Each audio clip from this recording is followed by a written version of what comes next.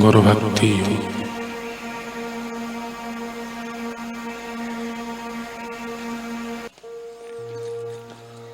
जब आप अपने दिव्य गुरु की सेवा करो तब एकनिष्ठ और वफादार रहना।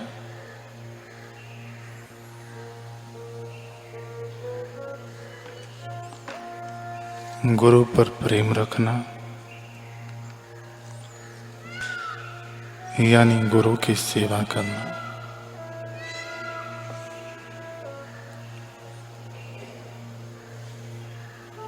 गुरु की आज्ञा का पालन करना उनके सम्मान करने से भी बढ़कर है।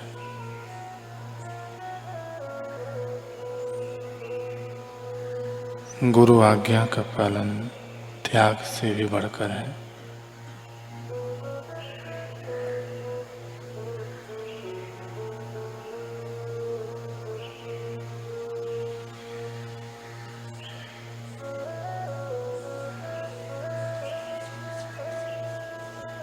गुरु के प्रति शुद्ध प्रेम या गुरु आज्ञा पालन का सच्चा स्वरूप है।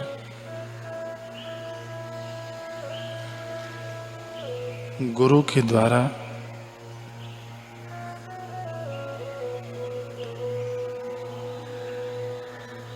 जो सद्ज्ञान मिला है उसका अभ्यास करो।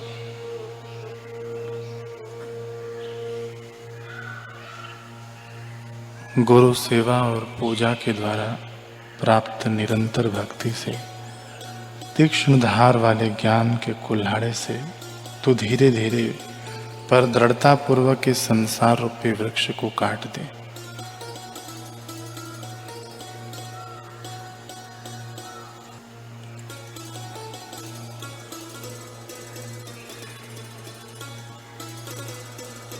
गुरु की महिमा गाने से उनका ईश्वरत्व हमारे हृदय में स्वयं प्रकट हो जाता है, क्योंकि गुरु का स्वभाव स्वयं ईश्वर का स्वभाव होता है।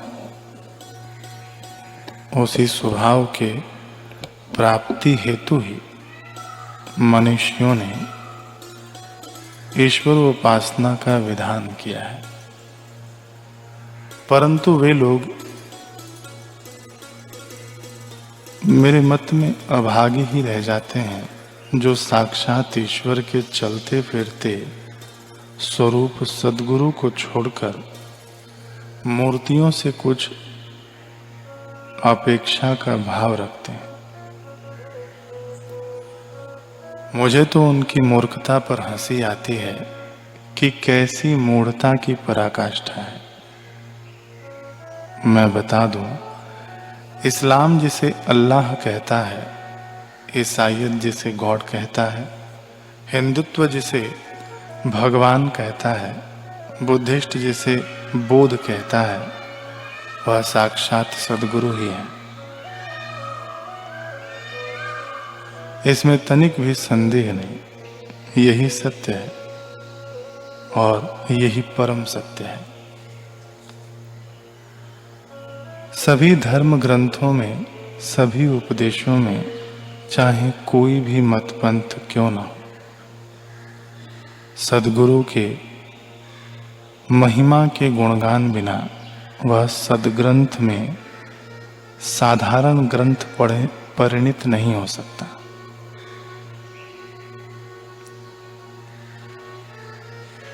जिस ग्रंथ में सद्गुरु की महिमा नहीं, वह सद्ग्रंथ ही नहीं। उसे उठाकर रद्दी में डाल दो, क्योंकि जितने भी सद्ग्रंथ हैं, पूजनीय ग्रंथ हैं, वे महापुरुषों के द्वारा ही बने हैं और महापुरुष बिना सद्गुरु की अनुकंपा कोई हो ही नहीं सकता। यही अटल सत्य है। जिनके पास वर्तमान में सद्गुरु हैं, मैं तो उन्हें ही धन्य धन्य मानता हूँ और सबसे अधिक भाग्यशाली मानता हूँ। वो व्यक्ति भाग्यशाली तो है ही, जिसके सिर पर सद्गुरु की प्रत्यक्ष छाया है, परंतु उसे भी मैं भाग्यशाली तब तक नहीं मानता जब तक उस व्यक्ति को सद्गुरु में प्रत्यक्ष ईश्वर बुद्धि नहीं है।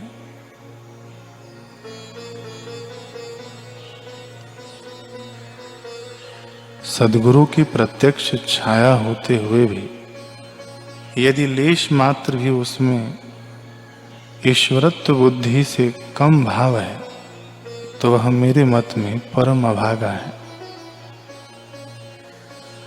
उसे धिक्कार है और वह मूर्खों में परम शिरोमणि है। हे सनातन मार्ग के राही, तेरी साधना सद्गुरु है, तेरा साधन सद्गुरु है और तेरी मंजिल भी सद्गुरु है। अब तो खुद देख कि तू कहाँ खड़ा है। एक गहमा गहमी भरी मंडी में चारों ओर व्यापार हो रहा था। एक कोने में संत शिवली बिल्कुल बेपरवाह मस्त मलंग हुए बैठे थे। उन्हें ढूंढता हुआ एक जिज्ञासु उनके पास आया। कदमों को चूमते हुए उसने अरदास की कि महाराज, मैं आपसे रूहानी दौलत चाहता हूं। संत शिवली ने बिना किसी लाग लपेट के सीधा प्रश्न दाग दिया कि क्या सोच कर आया है मेरे पास, क्या समझता है, क्या समझता है तो मुझे कि मैं कौन हूं।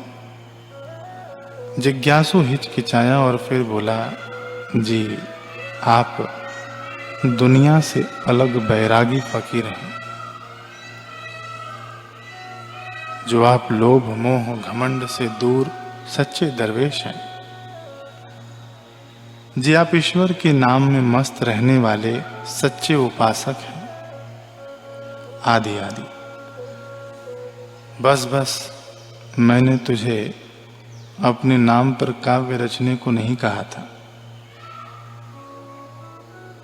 तू जा, यहां से चला जा, क्योंकि तू किसी सच्चे इंसान या साधक को तलाश रहा है, रूहानी मुर्शिद को नहीं। तेरी मंजिल कोई और है। वह जिज्ञासु मुंह लटकाकर चला गया। थोड़ी देर बाद एक अन्य जिज्ञासु आया, आंखों में प्यास लिए बोला, महाराज, मुझे आपकी रूहानी नियायत को दरकार है, कर्म करें। संत शिवनी ने पुनः अपना वही प्रश्न दाग दिया, क्या समझता है तू मुझे कि मैं कौन हूं। इस जिज्ञासु ने हाथ जोड़कर कहा, आप साक्षात खुदा। इंसान के चोले में जो खुदा से इतना एकमिक हो गया है कि खुदा ही बन गया है। संत शिवली यह सुनते ही प्रसन्न हो गए और कहा कि सच्चा जिज्ञासु आज आया है। शिवली ने बिना कुछ कहे जिज्ञासु के सिर पर हाथ रख दिया और उसे रूहानी अमृत का जाम पिला दिया।